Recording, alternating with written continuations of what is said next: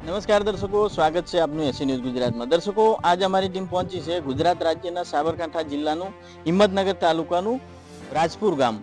દર્શકો, રાજપુર ગામમાં જે આ સ્કૂલ છે, પ્રાઇમરી સ્કૂલ ગુજરાતી શાળા, તો અહીં કણે જે મુછની પારથી બાળકો અહીં કણે જે ભણવા માટે આવે છે, તો દર્શકો 2 કિલોમીટરની દૂરી છે, બાળકોને છતાંય અહીંથી ચાલતા આવે છે, તો આ સ્કૂલમાં ભણે છે. આપ જોઈ શકો છો, આ સ્કૂલનો ખાલી 2 જ રૂમ છે.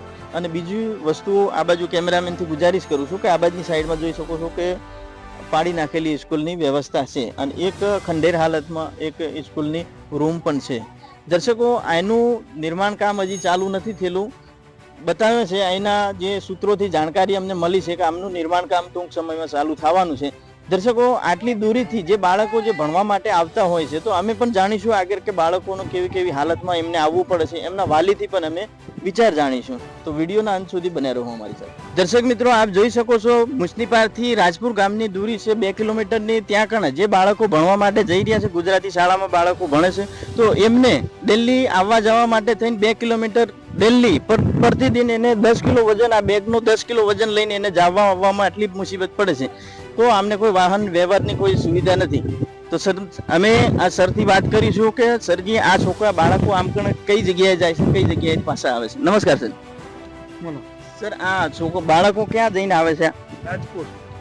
તો રાજપુરથી મુછનીપાર ગામની દૂરી કેટલી? 1 કિલોમીટર. તો સર, આમાં કોઈ સરકાર તરફથી કોઈ વાહનની વ્યવહારની કોઈ સુવિધા છે કે નથી? અમને ટ્રાન્સપોર્ટ એલાઉન્સ છે, એ લોકો પ્રયત્ન કરો તો કદાચ અંતર ઓછું પડે ઉંમર એટલે નથી. તો સર, આપણા જે મુછનીપાર ગામમાં બાળકો આ કેટલી ધોરણ સુધી ત્યાં અભ્યાસ કરી? 5 ધોરણ સુધીની શાળા છે. 1 થી 5 ધોરણ અભ્યાસ કરે છે. 6 થી 8માં બાળકો આપણી પંચાયત પોતાની જ છે ત્યાં જાય છે. તો સરજી, આ 1-1.5 કિલોમીટરની દૂરી છે, તો આ કોને પ્રયત્ન કરવો જોઈએ કે એમને વાહનની વ્યવહારની સુવિધા થઈ શકે? નિયમ પ્રમાણે જે મળતું હોય એ સ્કૂલ વાળાએ ટ્રાન્સપોર્ટ એલાઉન્સ કરવું જોઈએ.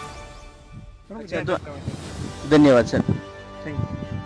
તો દર્શકો, જે અહીં સ્કૂલમાં અભ્યાસ કરાવે છે બાળકોને મુછનીપારના, તો એ સરે પણ વાત કરી કે જે એનાઉન્સ જે સરકાર તરફથી જે મળે છે એ શિક્ષકોને કરવું જોઈએ. તો અમે બાળકોથી પણ જાણીશું કે આમને કેટલા કિલોમીટર દૂરી ઉપર જવું પડે છે આમને સ્કૂલમાં, અને એમને શું શું વ્યવસ્થા અહીં આપવામાં આવે છે અને આવી હાલતમાં કેમ રહેવું પડે છે, તમે પૂછીશું. તો બેટા, તમે કેટલા કિલોમીટર જાઓ છો ડેલી? 2. તો કેટલું વજન હોય છે? કેટલા વાગે તમે છૂટો છો? 12. તો વજન કેટલું હોય છે તમારા ઠેલાનું? 10 કિલો. 9-10 કિલો જેવું વજન હોય છે. તમે કોઈ ગાડી નથી લેવા આવતી સ્કૂલ તરફથી? ના. તમને કોઈ ગાડી નથી લેવા આવતી? ના. તો તમે આ કેટલા ટાઈમથી જશો? કયા કયા ધોરણમાં ભણો છો? 8માં. 10માં. 8માં. 8માં, 6ઠ્ઠામાં. અને તું? 5માં. આ બધા 5માં, 6ઠ્ઠું અને 8માં સુધીમાં ભણો છો? 6ઠ્ઠામાં. તો અહીંથી સાહેબ નથી કહેતા તમને ગાડી મૂકી જાય કે એવું કોઈ વસ્તુની વ્યવસ્થા નથી? તો તમારા ઘરના પરિવાર તમારે કોઈ લેવા માટે આવવા માટે આવે? તો 2 કિલોમીટર તમે આ 10 કિલો વજન ઉઠાઈને જાવ છો ને આવો છો, થાકી નથી જતા? થાકી જઈએ છીએ. થાકી જાવ એટલે અહીં આ જગ્યા ઉપર પાણી પીવો અને બેસો. અહીં દર્શકો, આ જોઈ શકો છો, અહીં જે અવાડાનું પાણી છે, અહીં પાણી આવતું હોય તો અહીં પાણી પીવે અને થોડી વાર બેસે અને પછી બાળકો અહીંથી એમના ઘરે જાય. તો તમારા મા બાપે મૂકવા નથી આવતા? મા બાપને બીજું પણ કામ રહેતું હોય ને? તો તમે અહીંથી જઈને પછી શું કરશો? ઘરે સુઈ જશે. થાકી જાય એટલે બાળકો ઘરે જઈને સુઈ જાય. બાળકો કહે છે કે ભાઈ અમે આટલા કિલોમીટરથી જઈને પાછા આવીએ એટલે સુઈ જઈએ. દર્શકો, અમે પૂછીશું બાળકોથી કે આમને કોઈ વ્યવસ્થા કરી આપે સરકાર, તો આ જવા માટે રાજી છે? તમે જવા માટે રાજી છો? ગાડીમાં કોઈ વ્યવસ્થા?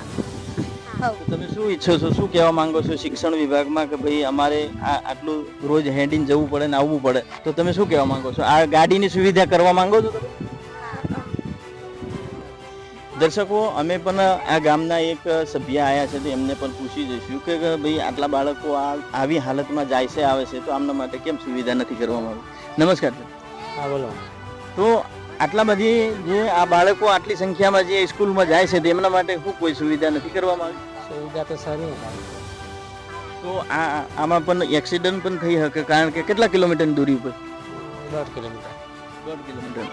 તો સરકાર તરફથી કોઈ સુવિધા નથી. રોજ કેવી આવી હાલતમાં જવું પડે છે? રોજ રોજ.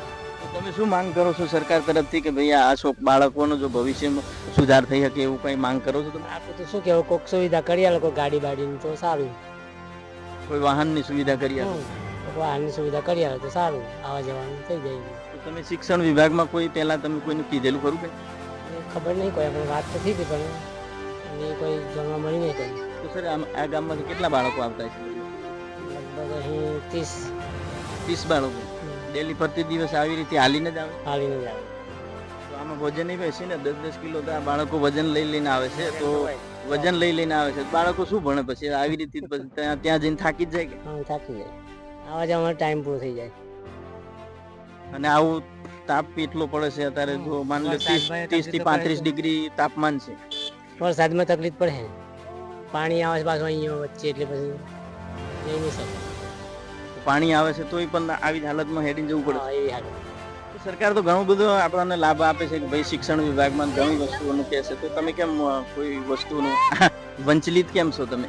કીધું છે બધા, વાત તો કરી પણ કોઈ આવતું નથી અમલમાં હજી. તો તમે શું કહેવા માંગો છો? વાત ચાલુ છે, કોઈ બનાવતું. તમે સરકારને શું કહેવા માંગો છો? આ બાળકોનું ભવિષ્ય વિષયમાં તમે શું કહેવા માંગો છો? આ છોકરાનું ભવિષ્યમાં સારું વિચારો તો સારું, કે અમને આવવા જવાની સુવિધા કરી. સુવિધા થઈ જાય અને પેલું પાણીનો નિકાલ થઈ જાય તો એમને ચોમાસામાં તકલીફ ના પડે. દર્શકો, આ ગામના સભ્યએ કીધું કે બાળકો આવી હાલતમાં ચોમાસું, શિયાળો અને ઉનાળો બધી ઋતુઓમાં આવી જ રીતથી જઈ શકે છે. તો સરકાર જો આમનો ઉકેલ લાવી દે તો બહુ સારું, કારણ કે આમને જો એક વાહનની વ્યવસ્થા થઈ જાય અને આગળ એક ડીપ છે પણ ત્યાં આગળ ચોમાસામાં પાણી પણ ભરાઈ જાય છે. એ વખતે બાળકો આવી પણ નથી શકતા, જઈ પણ નથી શકતા એવી હાલત થઈ જાય છે. તો દર્શકો, આગળ પણ અમે એમના વાલીઓથી પણ જાણકારી લઈશું કે આવી હાલતમાં રહેશે તો એમને આગળ પણ કોઈ સરકારી કાનૂની વ્યવસ્થાના અનુસાર કોઈ આગળ પણ કોઈ પ્રોસેસ કરેલી છે કે નથી કરેલી તો અમે જાણીશું. દર્શકો, અમારી સાથે બીજા પણ એ ગામના સભ્ય જોડાઈ ગયા છે તો એમનાથી અમે વાત કરીશું કે આ બાળકો આવી રીતે કેમ વંચિત રહે છે અને આ શિક્ષણ વિભાગમાંથી ઘણું બધું ફંડ આપવામાં આવે છે. સરકાર ઘણું બધું કહે છે કે ભાઈ શિક્ષણમાં અમે ઘણો બધો ખર્ચો કરીએ છીએ, તો આ જગ્યા ઉપર કેમ નહીં પહોંચતો હોય તો એના વિષયમાં અમે જાણકારી લઈશું એમનાથી. નમસ્કાર સર. નમસ્કાર. સરજી, આ બાળકો આ કઈ જગ્યાએ જાય છે? અત્યારે હાલ તો મુસ્તેબારથી રાજપુર પ્રાથમિક શાળામાં જાય છે. તો કેટલા બાળકો છે? અંદાજે 15-20 છોકરા. 30 બાળકો તો ખરા. હા, તો સરજી, આ બાળકો ડેલી અહીંથી ચાલીને જ જાય છે? ચાલીને જ જાય છે. તો કેટલી દૂરી છે આ ગામથી પેલા ગામની? 1.5 કિલોમીટર, 1.5 થી 2 કિલોમીટર. તો કોઈ પણ આ જો આટલી સ્પીડમાં અહીંથી ગાડીઓ પણ નીકળે છે, આ બાળકો ચાલતા જાય છે તો એક્સિડન્ટનો પણ ડર ના હોય તમને? ડર તો હોય જ. તો બાળકોને તમે શિક્ષણ વિભાગમાં શું કહેવા માંગો છો કે આ બાળકોના માટે શું સુવિધા થવી? સરકાર તરફથી કોઈ એવી સુવિધા મળે જેથી કરીને બાળકો સાધનમાં જોઈને આવું તો સારું, કારણ કે એમનો ચોપડાનું થેલાનું વજન 15 થી 20 કિલો હોય. ચાલતા જોઈને ચાલતા આવું તો વજન ભણવામાં તકલીફ થાય, થાકી જાય છોકરું. ચાલતું જાય ને ચાલતું આવે એટલે થાકી જાય. ને અત્યારે સમય આ ચોમાસાનો છે એટલે જવામાં તકલીફ તો પડે જ છે. અહીં ક્યાં પાણી ભરાઈ જાય? હા, આગળ નહેર છે, પાણી ભરાઈ જાય છે તો લેવા મૂકવા આવવાની પાછી તકલીફ થાય છે ચોમાસા. તો તમે આ માસ્તરોનો કોઈ પહેલા કંઈ કીધેલું બસ? ના, આજ સુધી તો કીધું નહીં. દર્શકો, અમે પણ આગળ એક ભાઈ ઉભા છે તો એમનાથી અમે જાણીશું. નમસ્કાર સર. આ બાળકો જે આવી રીતથી જાય છે તો તમે પહેલા કોઈ રજૂઆત કરેલી છે શિક્ષણ વિભાગમાં? શિક્ષણ વિભાગમાં એવી કોઈ રજૂઆત તો કરેલી નથી અત્યાર સુધી, પણ ચાલતા જાય ને ચાલતા આવે છે. તો આમાં પણ આવી સ્પીડમાં વ્હીકલ પણ નીકળતા હોય છે. આ કેટલા કિલોમીટરની દૂરી છે? 1.5 થી 2 કિલોમીટરની દૂરી છે. બાળકોને ચાલતા જવું પડે અને આવવું પડે છે. તો આમાં તકલીફ ખરી બાળકો? તકલીફ તો ખરી ને, જોખમ તો ખરું ને. તો આટલો તાપ છે તો બાળકો ભણવામાં પણ શું ધ્યાન આપે? ત્યાં કણે આમના ઠેલાનું વજન કેટલું હોય છે? થેલાનું વજન ચોપડા લઈ જાય એટલે વજન તો ખરું ને. તો બાળક થાકી ના જાય છે? થાકે ને. ચોમાસામાં પછી પાણીનો અભાવ રહે ગયો ડીપમાં. તો સરજી, આમાં ઘણું સરકાર પણ વ્યવસ્થા આપતી હોય છે કે ભાઈ બાળકોના ભવિષ્ય માટેની ઘણી બધી યોજનાઓ કરતી હોય છે. એક શિક્ષણને આગળ લઈ આવશે તો દેશનું આ એક દેશનું શિક્ષણથી જ આગળ આવશે. તો એના વિશેમાં તમે શું કહેવા માંગો છો? આ બાળકોનું ભવિષ્ય વિશે તમે શું કહેવા માંગો છો? ભવિષ્ય તો ભણશે તો કોઈક આગળ જાય તો કોઈક સારું કરી તો શકે. તમે વ્યવસ્થા શું માંગો છો આ બાળકોનો? પણ બાળકો આવવા જવા માટેની સરકાર જોડે આપણે માંગણી કરીએ કે સાધનની વ્યવસ્થા કરી આપો તો સારું એમ. દર્શકો, અમારી સાથે જે મુસ્લિપાનના સભ્ય છે એ પણ જોડાઈ ગયા છે, તો એમનાથી અમે વાત કરીશું કે 2 કિલોમીટરની દૂરી ઉપર જે બાળકો જાય છે, હમણાં અમે વિડીયોમાં બતાવ્યા કે જે 2 કિલોમીટરની દૂરી ઉપર જે બાળકો જાય છે તેમને કેમ સહાય નથી મળતી, શું કારણ છે, તો એના વિશે અમે જાણકારી લઈશું આ સાહેબથી. નમસ્કાર સર. સરજી, આ જે 2 કિલોમીટરની દૂરી ઉપર જે બાળકો ચાલીને જાય છે તમારે મુસ્લિપાર ગામના, તો કેમ અહીંયા સ્કૂલની તો વ્યવસ્થા અમને દેખાય છે, પણ કેમ અહીં નથી ભણતા ત્યાં જાય છે? સાહેબ એ 5મા સુધીનું ધોરણ છે, 6ઠું ત્યાં મૂકવા પડે છે. એ ચાલીને જાય, વિકલ્પની જરૂર છે. તો તમે શું કહેવા માંગો છો કે જે આવી હાલતમાં જે બાળકો જાય છે, તો તમે સરકારને શું માંગ કરો છો કે ભાઈ આ બાળકોને લઈ જવા આવવાની કોઈ સુવિધાની જરૂર છે વિકલ્પની. તો આના પહેલા તમે રજૂઆત કરેલી છે સર? ના, નથી કરેલી. તો સરકાર પૈસા આપે છે અત્યારે, તો એક ગામથી બીજા ગામમાં થોડી વધારે 1 કિલોમીટર 1.5 કિલોમીટરની દૂરી ઉપર હોય તો વ્હીકલ પણ મૂકવામાં આવે છે. તો તમારે અમારી ચેનલના માધ્યમથી તમારે શું કહેવું? અમારે વિકલ્પની બાળકની સગવડની જરૂર છે. તો કેટલા બાળકો જાય છે? 10 થી 15 બાળકો જાય છે. રાજપુરમાં 15 જાય છે ને ગાંભોરમાં 15 જાય છે. બધા 30 બાળકો જાય જ્યાં છે. 30 બાળકો જાય છે. તો તમે આ એકણ જે આજે રાજપુરમાં પણ જે સભ્યો ધારાસભ્યો બધા આવેલા છે, તો એમનાથી તમે કોઈ રજૂઆત કરવાના છો? આજે રજૂઆત કરવાની જરૂર છે, લિખિત કરાવી છે, મૌખિક બી જાણ કરવાની. તો સરજી, વિકાસ એક એવી વસ્તુ છે કે સૌને જરૂર હોય છે, પણ જે આ વિકાસમાં આજે નાના નાના બાળકો છે, માની લો કે આટલો ગરમીમાં જઈને પાછા આવતા હોય, આટલો વજન લઈને આવતા હોય, તો એ કેવી રીતે એનો વિકાસ થઈ શકે, એનો શરીરનો કેવી રીતે થઈ શકે? એ તો ના થઈ પણ સરકારને અમે માગણી માગી છે, હવે વિકલ્પ બી આપો ને સુવિધા પણ આપો. બરાબર સર. તમારું શું નામ છે? મારું નામ વિક્રમસિંહ બદીસિંહ રાઠોડ. ધન્યવાદ સર.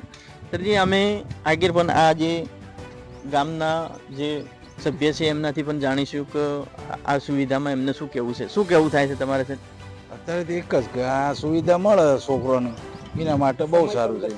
સમય બચી જાય, વધતા તો એ આ છોકરોનો ટાઈમ અત્યારે રસ્તામાં કોઈ પણ આ ના થાય, કોઈ સાધનની સુવિધા હોય તો જઈ શકે. રસ્તામાં કોઈ મસ્તી કરતો હોય, આશે નાશે પડી જાય, કોઈને કોઈ થાય આશે નાશે, કોઈ જવાબદારી બધી વાલીઓ ઘેર બેઠા હોય, છોકરું રસ્તામાં શું થાય છે કે ને ખબર. આ સુવિધા મળતી હોય સરકાર માન્ય તો સારામાં સારું. તો સરજી, જેવી રીતથી અત્યારે દેશમાં ઘણો બધો ફંડ શિક્ષણ વિભાગમાં વાપરવામાં આવે છે, તો એવા આપણે વિચલિત કેમ રહીએ છીએ? એમનું શું કારણ છે સર? કારણ તો એક જ છે કે સુવિધાઓ ના હોય એટલે તો બધું સરકારમાંથી આ સુવિધાઓ ના મળતી હોય, કોઈ આગળ જાણકારી વાલીઓને તો ખબર જ ના હોય. શિક્ષકો દ્વારા એ લોકોની તાલુકામાં જિલ્લામાં મિટિંગ થતી હોય, શિક્ષકોને શું છે કે શિક્ષકો મારફતે આ જાણકારી મળતી હોય તો શિક્ષકો અહીં કને કહી શકું છે, બરોબર. પણ એવું તો હોય નહીં, શિક્ષકો અહીં કને કી નહીં તો વાલીઓને તો ખ્યાલ જ ના હોય. ગામડામાં કેવી સુવિધા હોય, આગળથી સુવિધા હોય, કોઈ જિલ્લા મારફતે કોઈ તાલુકા મારફતે એવી સુવિધાઓ હોય તો ખબર પડે, બાકી કોઈ ખબર ના પડે. ગામડામાં ખબર ના પડે પણ શિક્ષકો ના કહેતા હોય. શિક્ષકોને તો આગળ તાલુકામાં ને જિલ્લામાં જાણકારી થતી હોય તો જ શિક્ષકો હોય કે નાઈને કહે ને, બાકી તો આગળ ના થતું હોય તો આપણને શું ખબર પડે. તો તમારી શું માંગ છે સર? માંગ તો એક જ કે અત્યારે હાલ આ સુવિધા ચાલુ થાય બસની, બરોબર, અને આ છોકરાનું ભણતર સુધરે, વધતા તો એમને સુવિધા મળે. તો અત્યારે તો ઉનાળાનો ટાઈમ છે, ચોમાસામાં પાણીની કોઈ વ્યવસ્થા ત્યાં કણ કોઈ બસમાં એવું ભરાવ થઈ જાય? આ વચ્ચે અત્યારે હાલ ડીપની અંદર પોણી આવે છે, છોકરો 2 કલાક 3 કલાક તો રોકાઈ રહે, એટલે એ વચ્ચે પુલ નાખવાની જરૂર છે. વચ્ચે પુલ નાખવો જરૂરી છે, કારણ કે શું છે કે અંદર લગભગ 3 થી 4 ફૂટ પોણી આવે છે. હવે પોણી વહેતું હોય તો છોકરો અટકી જાય, કે તો અહીંથી જતો બંધ થઈ જાય, કે તો આવતો બંધ થઈ જાય, એટલે એમને લાવવા માટેની કોક તો કોશિશ કરવી પડે ને. તો વચ્ચે પુલ નાખવાની જરૂર છે, પુલ નાખવો જરૂરી છે. તો શું નામ છે સરજી આપનું? મદનસિંહ લક્ષ્મણસિંહ રાઠોડ. ધન્યવાદ સર. દર્શકો, આપને જાણ્યું કે જે આ જગ્યા ઉપર શિક્ષણ વિભાગમાંથી જે પણ ફંડ આવતો હોય છે અને ત્યાં કણે એમને જાહેરાત પણ થતી હોય છે, પણ અહીંના કોઈ શિક્ષકો આબા લોકો વાલીઓ જોડે અહીં કણ કોઈ રજૂઆત પણ નથી કરતા અને પણ બતાવતા પણ નથી, કારણ કે ગામડાનું પબ્લિક એવું છે કે ભાઈ એમને કોઈ ખબર ના હોય, પણ શિક્ષકોને ખબર હોય છે. શિક્ષક છતાંય પણ અજાણા રાખે છે અને આવા બાળકોને ડેલી ચાલીને જવામાં આવવામાં મજબૂર કરે છે. શિક્ષણ વિભાગમાં પાછળ ધકેલે છે, આમાં કોઈ સહયોગ આપતા નથી. તો દર્શકો આગળ અમે રાજપુર ગામમાં પણ જઈશું. રાજપુર ગામની આ ગામની કેટલી દૂરી છે એ પણ અમે બતાવીશું. દર્શકો અમારી સાથે જો ધારાસભ્ય શ્રી વીડી ઝાલા સાહેબ પણ અમારી સાથે જોડાઈ ગયા છે. આજે રાજપુર ગ્રામ પંચાયતનું જે નવું નિર્માણ કામ ચાલુ કરવાનું હતું તેમનું ખાતમુહૂર્ત કરવામાં આવ્યું છે, તો અમે પૂછીશું એમના અનુભવ. નમસ્કાર સરજી, આજે જે આ ગામને જે વિકાસના રસ્તે લઈ ગયા છો તો એમાં શું યોગદાન છે સરજી આપની સરકારનું? હા, એટલે આમ તો જે આપણા લોકપ્રિય વડાપ્રધાન મોદી સાહેબના 12 વર્ષનું જે અવિરત અને એક વિકાસ પુરુષ તરીકેની એમની છાપ જે આખા દેશમાં ઊભી થઈ છે એની ઉજવણીના ભાગરૂપે ગુજરાત સરકારના મુખ્યમંત્રી ભૂપેન્દ્રભાઈ પટેલે આ પંચાયતઘરો આખા હિંમતનગર તાલુકામાં લગભગ 21થી વધારે આવા ગ્રામ પંચાયતના અદ્યતન અને નવા લગભગ 25 લાખના ખર્ચે નિર્માણ કરવાનું નક્કી કર્યું છે. એના ભાગરૂપે આપણે રાજપુર અને મુછનીપાડનું એક રાજપુર ગામે આજે આ પંચાયતઘરનું ખાતમુહૂર્ત આપણા નવનિયુક્ત જિલ્લા પંચાયતના જે પ્રમુખ છે રીનાબેન પટેલ એમના હસ્તે આજે અહીંયા કરવામાં આવ્યું છે. તાલુકા પંચાયતના પ્રમુખ નરેશભાઈ પરમાર એ પણ એક નવનિયુક્ત છે. ભારતીય જનતા પાર્ટીના તમામ આગેવાનો, ગામના સરપંચ શ્રી પોપટસિંહ, અનિલસિંહ અને બધા જ આજુબાજુના ગામોના પણ બધા માનનીય સરપંચશ્રીઓ, આગેવાનશ્રીઓ પણ મોટી સંખ્યામાં હાજર છે. અને આવું જે ભારત સરકાર અને ગુજરાત સરકારનું મોદી સાહેબના નેતૃત્વમાં એક જ લક્ષ્ય છે કે દરેક ગામમાં અદ્યતન પંચાયત ઘરો પણ જોઈએ, નાના બાળકોની આંગણવાડીઓ હોય તો એ પણ અદ્યતન જોઈએ, ખેડૂતો માટે પણ એમનો પણ ન્યાય મળે, એમને પણ દર વર્ષે 6,000 રૂપિયા એના ખાતામાં જમા થવા જોઈએ. સિંચાઈનું પાણી આપી રહ્યા છીએ, પીવાનું પાણી આપી રહ્યા છીએ, પીવાના પાણીની યોજનાઓ પણ અમલમાં છે. શાળાના ઓરડાઓનું નવનિર્માણનું કામ પણ ચાલુ છે. આ ગામમાં પણ 4 નવા શાળાના ઓરડાઓ પણ મંજૂર ગુજરાત સરકારે કર્યા છે. એમ વિકાસની જે રાજનીતિ છે અને વડાપ્રધાનનું જે 2047નું વિકસિત ગુજરાત, વિકસિત ભારતનું સ્વપ્ન છે અને એમાં આપણે બધા જ જે સહકાર આપી રહ્યા છે એમનો પણ હું આ તબક્કે હૃદયપૂર્વકનો આભાર માનીએ છીએ. અને આપણા દેશને ઊંચાઈઓ પર લઈ જવા માટે વડાપ્રધાનના હાથ મજબૂત કરવા એ જ આપણા બધાનું લક્ષ્ય છે. સરજી, એક આખરી સવાલ છે કે જે આ ગામમાં જે મુછનીપાડથી રાજપુરમાં આવવા માટે જે બાળકોને આવા તાપમાં જવું પડે છે તો એના માટે સાહેબ આપ શ્રી કોઈ આશ્વાસન આપો છો આ ગામજનોને? હા, એ રજૂઆત થઈ છે. 1-2 કિલોમીટરનો આમ તો નિયમ તો છે, પણ એમાંથી કોઈ રસ્તો કાઢીને ગમે તે વાહન એસટી વિભાગને પણ કોઈ આયોજન થાય તો એના માટે બાળકોને એનું તકલીફ ના પડે એ માટેનો મારો હૃદયપૂર્વકનો અને મારી ફરજના ભાગરૂપેનો એક નિષ્ઠાપૂર્વકનો મારો પ્રયત્ન છે. ખૂબ ખૂબ આભાર. દર્શકો, અહીં કણે જે આજે રાજપુર ગામમાં જે પંચાયત નિર્માણનું કામ ચાલુ થવાનું હતું તો ત્યાં કણે ધારાસભ્ય શ્રી વીડી ઝાલા અને અન્ય આગેવાનો પણ અહીં કણે અમને ઉપસ્થિતમાં મળી ગયા હતા. તો અમે આજે રજૂઆત કરી છે, ગ્રામજનોનો જે વિકાસની વાત છે એમને પણ આ સાહેબે વાત કરી છે.